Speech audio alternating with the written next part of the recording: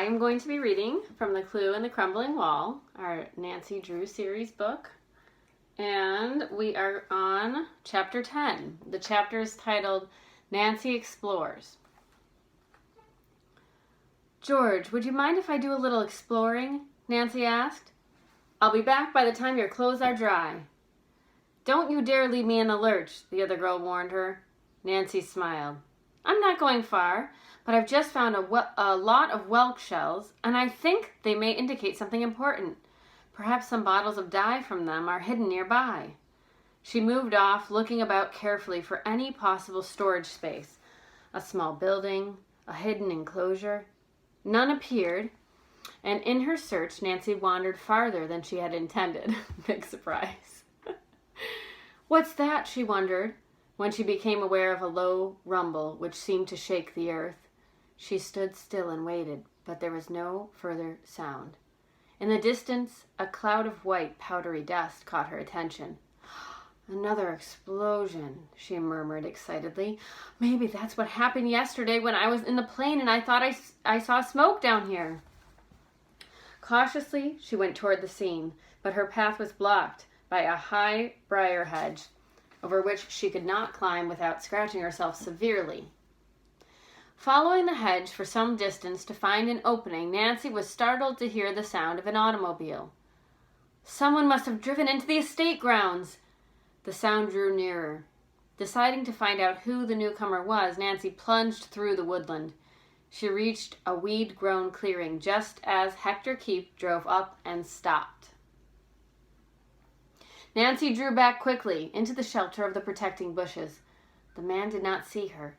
Parking his car under a gnarled maple, he got out and set off on foot. I'll follow him, the girl thought impulsively. Hector Keep walked so fast that Nancy could scarcely keep him in sight. The lawyer seemed thoroughly acquainted with the many trails, for he never hesitated when he came to a turn.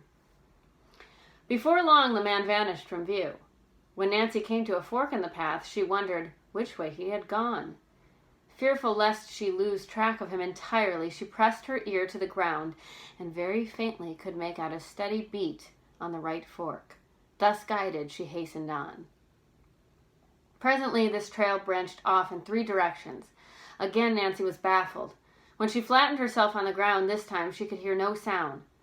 I've lost him, she thought in dismay. Choosing a path at random, she went on doggedly.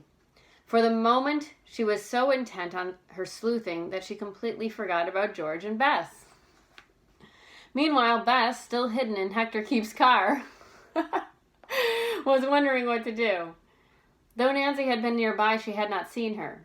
Deciding she had better find her cousin and her chum, Bess cautiously climbed from the automobile and started up the trail the lawyer had taken. Bess had not gone far before she became alarmed. The dogs had begun to bark. They were coming closer to her each moment. They've picked up my scent, the girl thought in terror. The hounds bounded into view, and Bess was thrown into a panic. She shinned up a tree, hoping the dogs would pass by, but instead they took up a vigil at the base of the trunk. That's a wonderful phrase. They took up a vigil at the base of the trunk. Back at the tool house, George Fay had grown tired of waiting for Nancy to return. From the window she could see her clothes on the sunny bank of the pond. They seemed to be dry. I can't wait another minute, she thought impatiently. I'll go and get them myself. George went to the door of the tool house and there stopped short. A towsy-haired boy in faded overalls had emerged from among the trees. He appeared to be 11 or 12 years old. Ducking out of sight behind the door, the girl watched the lad. To her consternation, he wandered toward the pond. Seeing the clothes, he suddenly snatched them up and hurried off. Hey, you! Those are mine! George cried angrily from the window. The boy did not hear her. So she doesn't have any clothes? All right, some comedic elements. This is good. Okay, the boy did not hear her, or if he did, he paid no attention. Good night, George cried out in despair. Now what'll I do? Nancy's done a disappearing act, and I'm stranded here without any clothes. Unaware of the difficulties of her 2 chums, Nancy was intent upon another subject. The trail she had chosen had not led her to Hector Keep, but it had brought her to Heath Castle. She could not resist the temptation to see the wonderful building at close range, for its beauty, even at a distance, awed her. It was constructed of massive gray stone, covered in a large part by ivy. The roof line was broken by several turrets, a large one at each end of the great residence, with smaller ones in between. It's a perfect copy of an old English castle, Nancy decided, only smaller. Oh, if Mrs. Fenimore and Joan could only come here and get away from that dingy house they live in and that dreadful Jetty Hooker.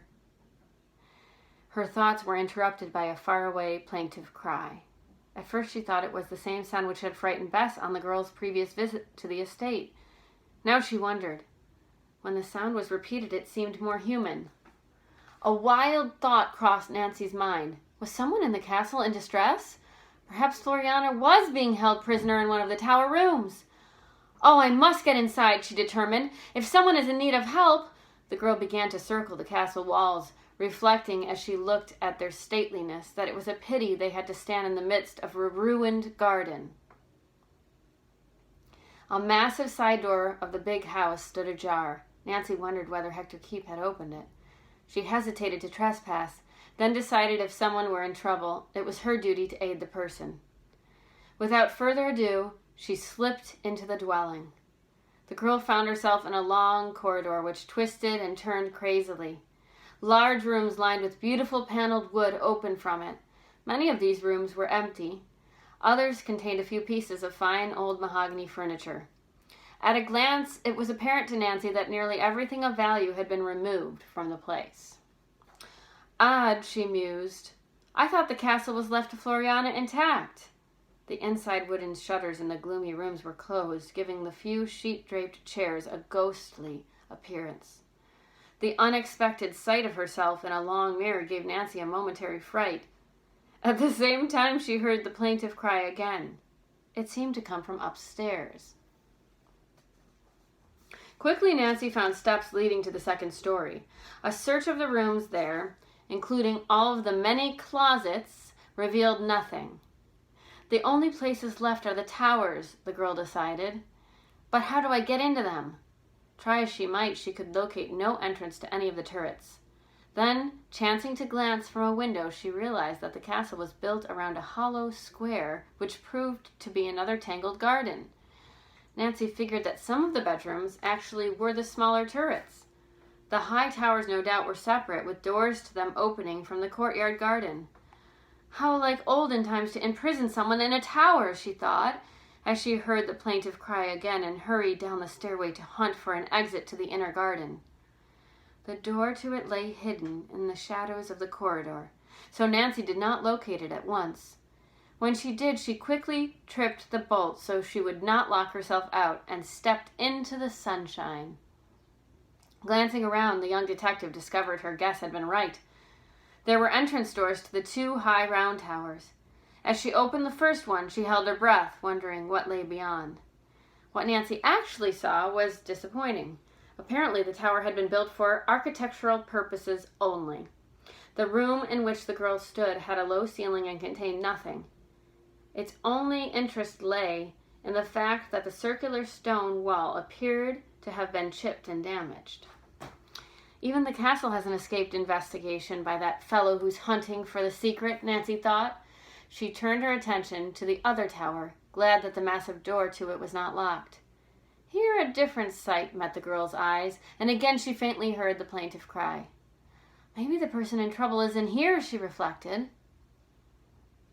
The stone tower was hollow and only dimly lighted by a window up high. A circular iron stairway led to a half balcony at the top. Nancy looked around the ground floor but saw nothing.